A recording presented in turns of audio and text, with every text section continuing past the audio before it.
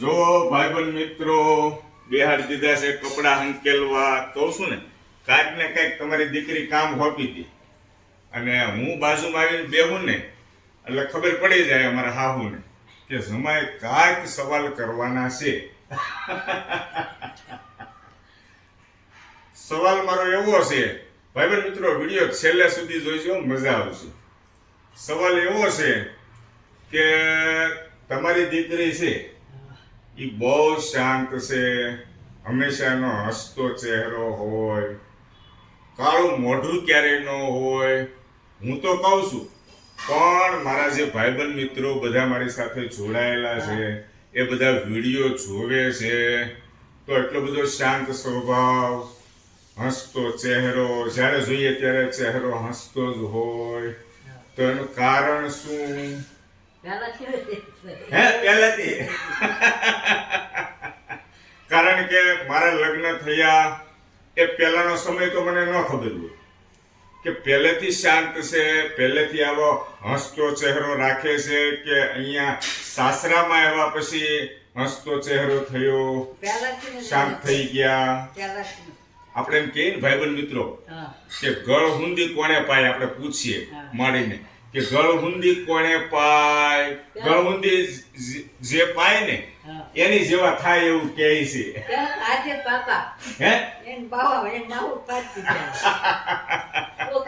એટલે હું એમ કહું છું કે ગળ હુંદી કોણે પાય છે આવું કેતા. ઘણા જે કાઠિયાવાડી હશે ને એ બધાને ખબર પડી જાય ગળ હુંદી.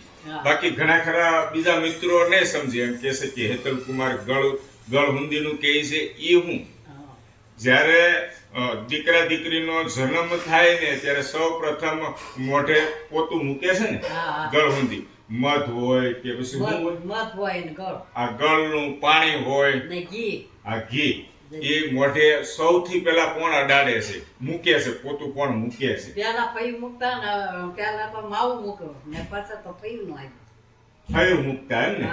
અત્યારે તો મેં સાંભળ્યું છે કે જેમના ઘરે દીકરા દીકરીનો જન્મ થાય એમના મમ્મી પપ્પા જ મૂકે છે. અટાણે ઈ જ મૂકે છે. ઈ જ મૂકે છે કે હંમેશા એવું ઈચ્છતા હોય કે મારી જેવા થાય એમ. દોસ્તો, અને હા, ઘણા મારા ભાઈબંધ મિત્રો મને કહેતા હોય હેતલ કુમાર કે તમારા વાઈફનો સ્વભાવ ખૂબ સારો છે, હંમેશા હસતો ચહેરો હોય છે, કેટલું બધું કામકાજ કરે છે. તો મને આ વાતનો ખૂબ આનંદ થાય છે અને આ વાત પણ મારા સાસુમા સાથે હું શેર કરું છું. એમને જ મેં પૂછી લીધું કે પહેલેથી આવા છે કે સાસરે આવ્યા પછી આવો સ્વભાવ થઈ ગયો? પહેલેથી જ છે. હે?